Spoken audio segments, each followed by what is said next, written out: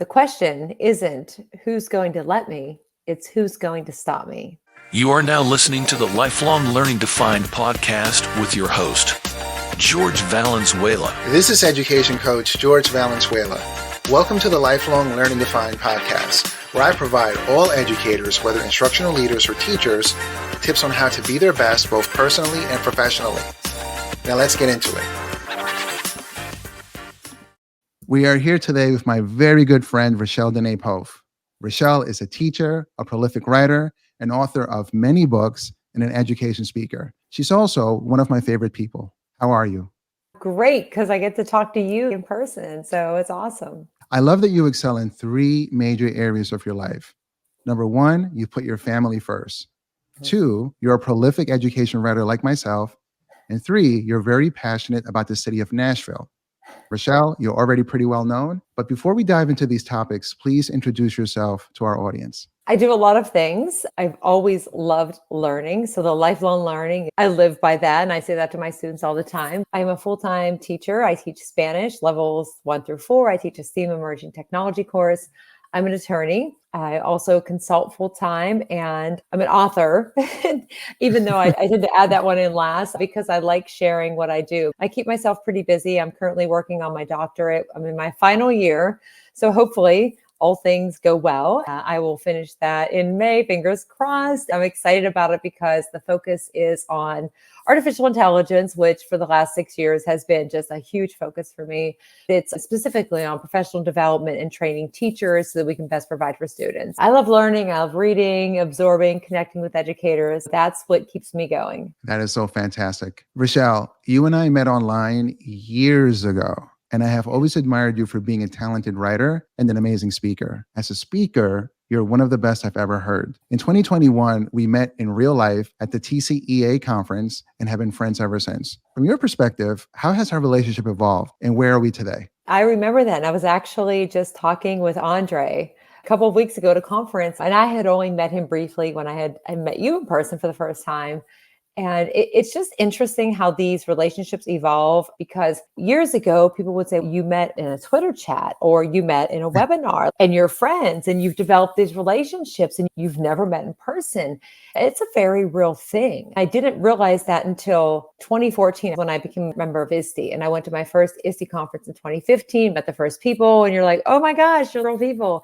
And then with you, we had connected. So we talked on the phone a couple of times too. We finally got to meet in person. It's such an amazing feeling because even though it's the first time you're meeting that person, you feel like you've known them for years. Neither one of us had a ton of time, but we're like, oh my gosh, okay, here we are. We got to get a picture, have a quick chat. Obviously, you always want more time, but that in itself is a great experience because it's just been this like full circle of getting to know each other and meeting in person. Since that point, we've really connected on different levels. We support each other in different ways, the work that we're both doing. I love to see whenever you're speaking and your podcast, the writing that you're doing, also just even on quick emails, text messages, or whatever. It's great to see how the relationship grows and evolves and how there's that mutual support between educators. And I remember talking to you before one of my sessions at the conference, and I was just so happy to meet you in person. You're just so supportive. The feedback you give, it's a great feeling. I appreciate that, Rachelle. I do want to give a huge shout out to Andre Dowdy, my brother. If you're listening, if you're watching, get at me so you can get on the show. Also, ISTE. If it weren't for ISTE, I don't think a lot of us would be doing what we're doing in the same way or even know each other. I love this organization. I'm so happy to know you and to be your friend and know that I can always count on you. Thank you so much. Right back at you. This is the Lifelong Learning Defined podcast. And on this show, we focus on self-improvement by interviewing people who are excelling in three important areas of their life so that we can learn from them to experience similar success. Rachelle, tell us about your family and why putting them first is so important to you. Anything that I've written as far as books or things, I talk about my childhood and growing up. I'm an only child, and a lot of the kids would say, oh, did you have this when you were a kid? I'm like, I didn't have those kind of toys. I came in from school and like parents studying with you you, grandparents waiting for me. I had such a supportive family, just from a kid, even to this day. Only child. So obviously the focus was on me. My parents both worked. My dad went to night school. I learned the value of education, of lifelong learning back then when I was a kid. Sometimes I wasn't the biggest fan of, oh, I got to go and sit and do my homework. But there were times set aside that were specific. It was like a routine. Got home from school, grandmother worked with me, grandfather worked with me on some homework, had some time outside. Parents came home from work. It was late in the evening because they were commuting from Pittsburgh. Then you had family time. And then maybe there was some, I'm not going to say what decade, TV shows on. And then if I had a test, I remember my mom or my dad grilling me, especially with geography in the 8th grade. It was a struggle, but it was time together. We didn't have all of the technology and distractions that we have now. A lot of time was spent just going outside, hanging out with your friends, hanging out with family. When I say family, I'm not just like my immediate family. It's like my friends and friends that like you and I have in common. I consider them to be part of my family too. I don't have sisters or brothers. And a lot of my friends I'm very close to, and I consider them to be just like a sister or a brother. It's those connections that are so important. Sometimes I think we can get lost in all of the daily things that keep us so busy, whether I'm teaching during the day and I come home and I have tasks for the doctor where there's not enough hours in the day. I really had to think about what matters the most. Granted, teaching my students is super important, but making time and being intentional about your family and your friends and all of that and setting aside time for you, because that's good for our self-care. That is what matters to me. We only have so much time with certain people sometimes. You never know what's going to happen the next day. There's lots of different things that can change in our lives. I think it's just so important to take advantage of when we have time with family and with friends, because you never know what's going to come up. Family for me, it has different meanings and it's different groups of people, but it helps to ground me. And it reminds me of what's really important at the end of the day is, yes, the work that we do is important, but checking in, even if you don't have time, just a quick text. I don't know if anybody really makes phone calls that much anymore, but like reaching out and just a hello, it can make such a difference in somebody's day. That's what I've really tried to be really intentional about. There's two things you said that really resonate. Number one, your friends are like family, or they are family. Your friends are family you choose, and your family is just who God has decided for you, right? Right. I have a friend named Tobias. When he texts me or he calls me, he always say, "Hey, George, how are you doing, family? How are you doing, fam?" Mm-hmm. That really has stuck with me because I know that he's very genuine. Not only do I try to reciprocate that with him, but I try to treat my other friends the same way as family. I love that. The other thing you said about spending quality time is so important. Life is getting shorter and shorter as we get older. And you mentioned that you don't want to say the decade that you grew up in, but I'm assuming it's the same as mine, 1980s. The 80s were an amazing time. It was so Right. much fun. The music was better. Life was easier. Playing outside was safer. It was just an amazing time. But you're right. There was no technology and we didn't have all the things we have now, but we have our relationships. Speaking of relationships with family, what's an important lesson or a memory that when you think back has impacted you the most? I'll share a quick story about my grandparents because, like I said, my parents they worked in Pittsburgh. They got home later. So often it was either my mother's parents that were picking up or it was my dad's father who was picking me up. I just was always so excited to spend the time with them because my grandparents had a farm and I spent the summers there. I would have sleepovers. I would hope for snow when my grandma was at my house. She didn't live that far away from me, but I would hope for snow because I was like, oh, a sleepover, little things like that. But like you said, like we didn't have the technology and it was just conversations. I just loved the time with my grandparents and getting to know them, learning from them about just simple things in life. It's just interesting how when you learn in different spaces or you're surrounded by different people that lived very different lives and experiences, how that tends to form you. Even now today at my age, it brings me back to when I was a kid. Like one example, and I just said this to my students, we were talking about the holidays and Thanksgiving. Did I cook? Do I do these different things? And I say, yeah. And I said, every year I hand wash all of the dishes. I cook and I bake and I do all the things. And then when everybody's, talking, I hand wash the dishes. They said, don't you have a dishwasher? It's me. And they said, but why don't you have a real dishwasher? And I said, yes. Why don't you put them in there? I said, there is something very nostalgic for me about hand washing the dishes. I can hear the conversations. I remember being a kid and it's just, every year, that's just the thing that I do. There's pockets of memories of different things. And there was so much support there. I think family has different meanings and interpretations, and it's not necessarily set to just your designated family.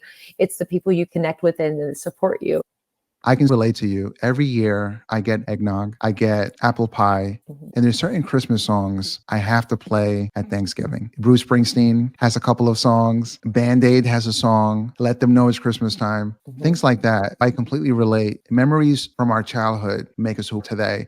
And there's certain things we do that no one knows about that is just part of our life. Now, Rachelle, navigating relationships isn't always easy, especially with family. What's your secret weapon? Humor is definitely a part of it. And sarcasm is another part of that too. Listening to somebody and that wait time. And I don't know if that's part of the educator experience. I find that sometimes just humor is just the way to get through tough situations or to find something that can lighten the mood a little bit. Granted, there are definitely challenges in all families and things that we have to deal with that are very serious.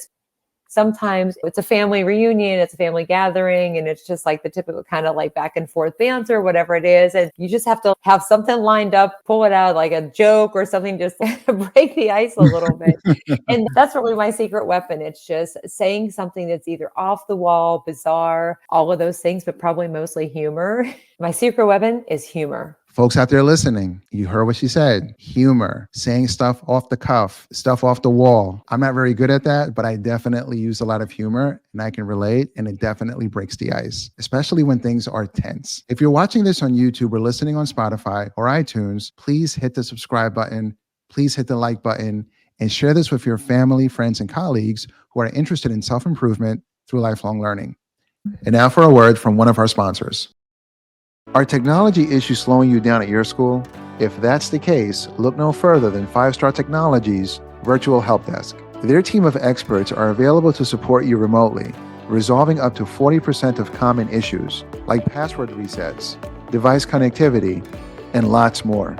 With just a few clicks, you'll have access to their live chat from 7 a.m. to 4 p.m. Monday through Friday. Just enter your email to get started. Then you'll live chat with one of 5-Star's EdTech experts to diagnose your problem. And if their virtual help desk agent can't solve the issue completely, they will dispatch the ticket to your school's on-site tech team. Let 5-Star Technology Solutions be your support partner. Experience their virtual help desk, which is affordable, efficient, and always there for you. Please contact them at 5startech.com/contact us. Once again, 5startech.com/contact us. And for your convenience, you'll find this link in the episode's show notes. Now let's transition into your writing. I believe you have 8 books. Am I correct? As of right now, yes. There's a couple more on the horizon, but yeah, 8 books. I have to ask you, when did you start writing books? I started in the fall of 2018, and I was writing the first 3 at the same time. And they had due dates of all within the same week. Rachelle, I thought I was the only person that does crazy stuff like that. I have been writing a dissertation, 2 books at a time. Yeah, I know. Articles at the same time. It's just crazy. I'm writing a book now, and I think after this book, I'm going to just chill. I'm also working on my doctorate. And I think after that, I'm just going to take a break. And me too. How did you get into education writing? Probably 10 years ago. I had students who were coming in my Spanish 3 and 4 classes, and I had them like with a prompt every day and just doing like literally writing in a notebook like a diary. After that, one of the students had said to me, "Do you write in a diary?" I said, "I did when I was a kid." And I said, "But do you ever write about the things you're doing in your classroom and share them?" And I said, "No, I'm not sure who I would do that with." So then SurveyMonkey, I was using for like quick assessments and so forth. I had also at the time started to do some presentations at like local conferences for world language educators and locally here in Pittsburgh. And I had reached out to SurveyMonkey because I said, "Do you happen to have any like stickers or anything?" Because I like people when they come into sessions to see the brand or an image or something, because then it sparks curiosity. And I could be like, "Oh yeah, like maybe you've seen this brand logo and you know what it is." And they said, oh, sure, we'll send you things. What are you using it for? And I told them, and they went, oh, would you write a blog about that? I said, sure. They said 500 to 700 words. And I thought, what am I going to write about? So I wrote it. And then after that, I started to submit like guest posts for Teach Thought. It was about things I was doing in my classroom, which was easy, right? Because you teach, you do whatever the activity is, and it's a good way to reflect on your practice and then send it off and hope that it helps somebody else. So I did that. And then probably the summer of 2018, somebody said to me, you should write a book. And I said, what would I write a book about? And they said, just the things that you've been doing. So that started. And then another opportunity popped up where somebody was looking for some writers on some different topics. And then I had signed those two. And in the meantime, before, like when I was getting ready to write about those, I was looking through my notes of all the books that I had read, because you can see there's like a stack over here. I have a lot of books. And I looked at my notes. Everything that was in there was quotes for the most part. And I thought one night, and I called, this is like the Dr. Sarah Thomas, like shower gem thing. I thought, I wonder if I could write a book about quotes that push you to rethink education. I pitched that idea. But then I ended up signing all 3 book contracts around the same time. And it was like November 30th, December 1st, and like December 6th. I'm like, all right, as well as that, like you can work on different writing projects, because if you get a writer's block, it's like a brain break and you just shift the gear to something else.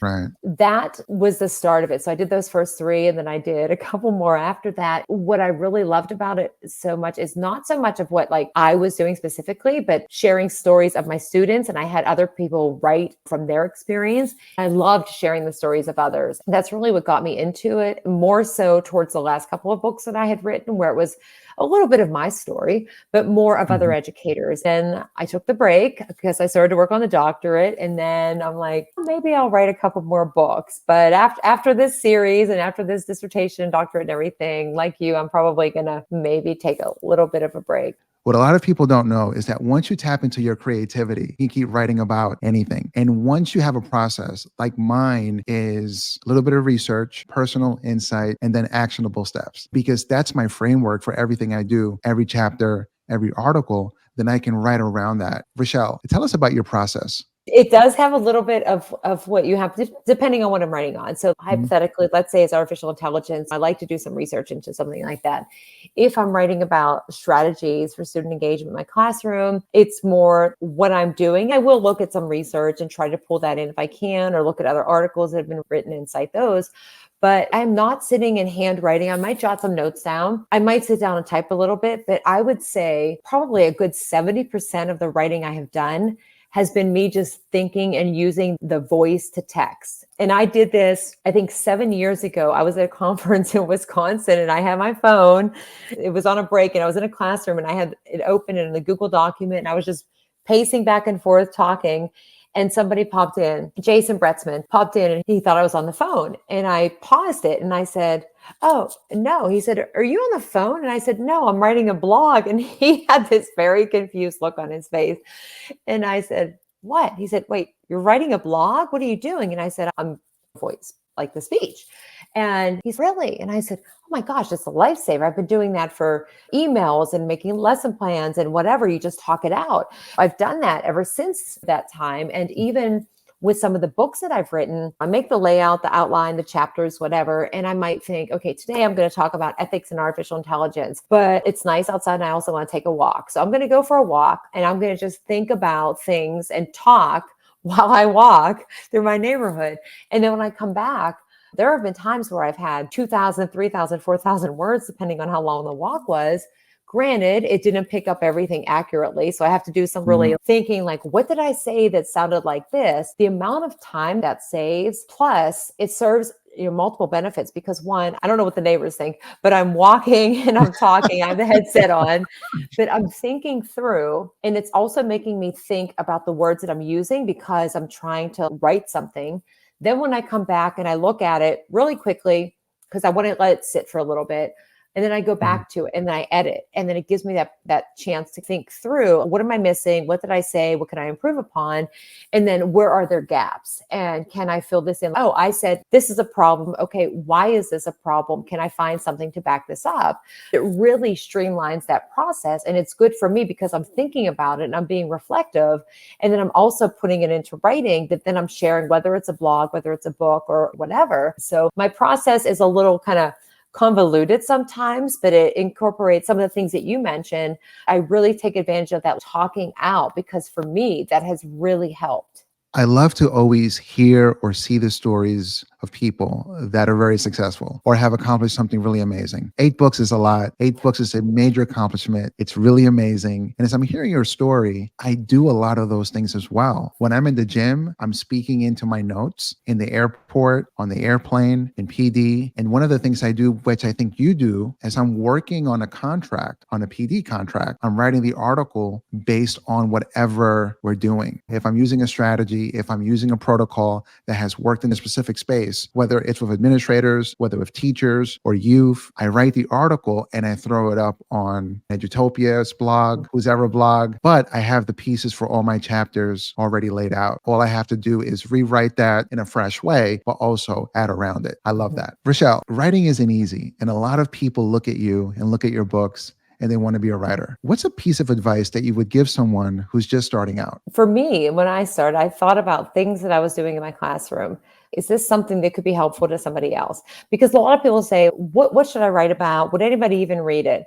Even if only one person reads it, that might be just the one person that needs it, that keeps them going. Because I've had so many conversations with people that say, I'm not cut out for this. I don't know how to change this. I'm having problems in this area. So think about something that either you can use in different ways. Like one, something that has been a real challenge for you and you finally figured out, this is how I solve this problem. Write about it because there's somebody else out there that is having that problem. Even if you write it and you don't publish something, just the fact that you've written it gives you a chance to think it through and improve on it because we're always learning every single day. And it helps us to go back into that self-awareness that is so important.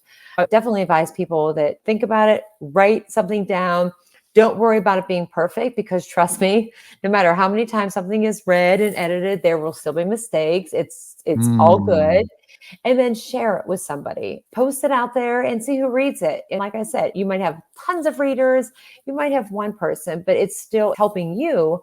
And it's definitely going to help somebody else because people read and people are looking for help. And sometimes, especially in education, it's uncomfortable to say that I'm struggling in this area. And what you write might just be the thing that somebody needs. That is so good. I tell people all the time, don't try to write a book. Write your blog. Right. Write once or twice a month. Write for 6 months. Look at it after 6 months. And if you are focused on the same thing or the same type of things, then you have the underpinnings for your chapters. And there you go. Fantastic advice. And now for a word from one of our sponsors. If you're a STEM and PBL teacher like me, you're always on the lookout for new project ideas and resources. You know George does PBL, and I'm telling you, look no further than SmartLab. SmartLab really has a fresh take on STEM and PBL. I'm proud to be a partner, and they sponsor the podcast. But just don't take my word for it. Check out what other educators are saying about SmartLab. When students enter into SmartLab, they are allowed to think outside of traditional norms. It gives them a lot of agency.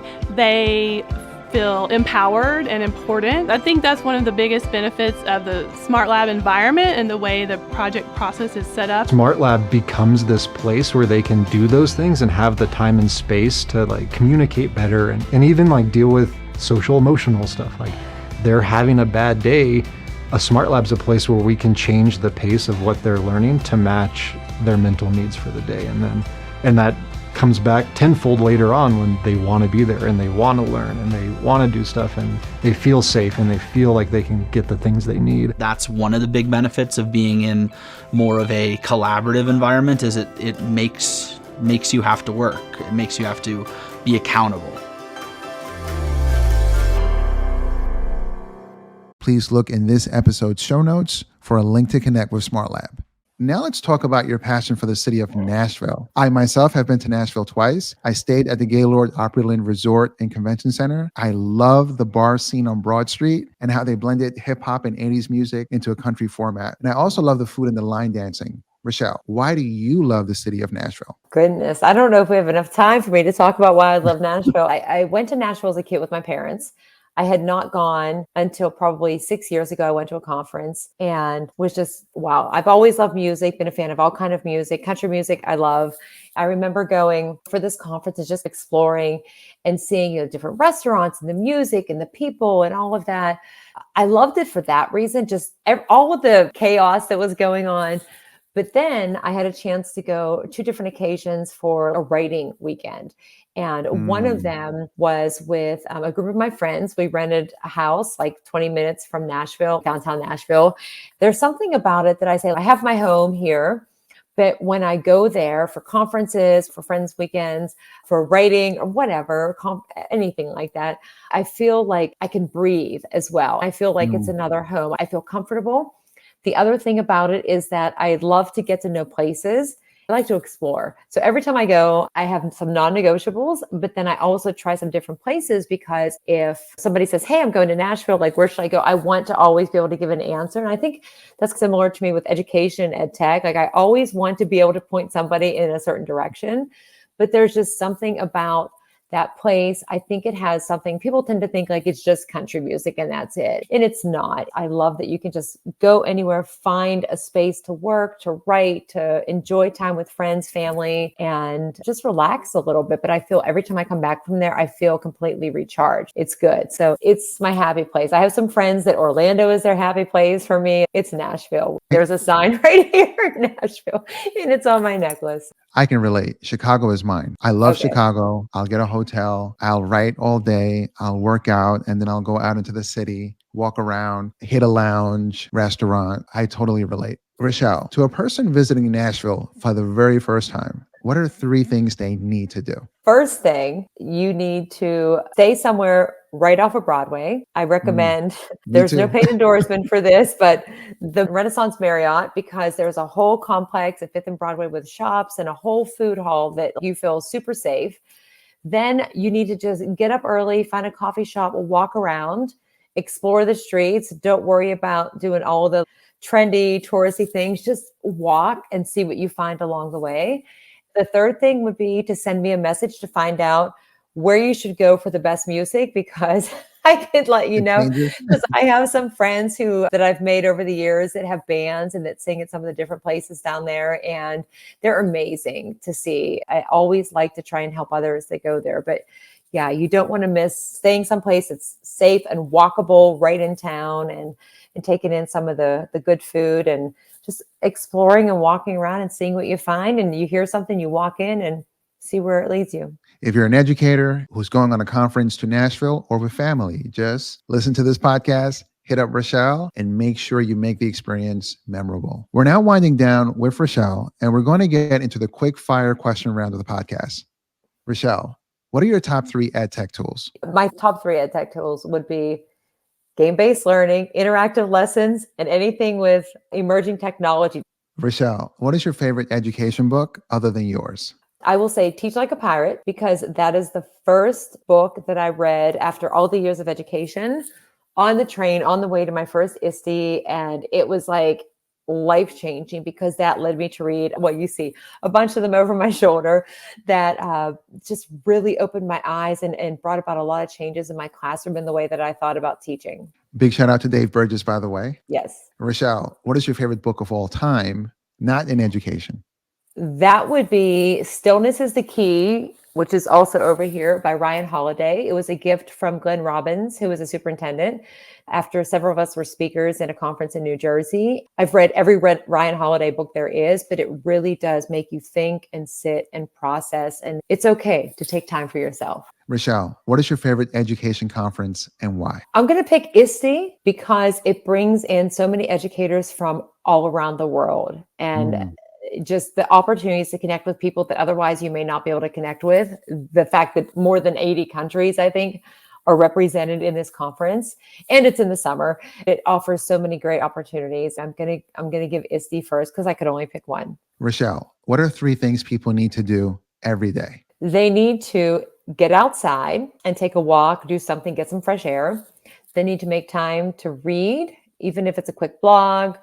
and maybe not reading, maybe you pull up a blog and it has the audio component to it.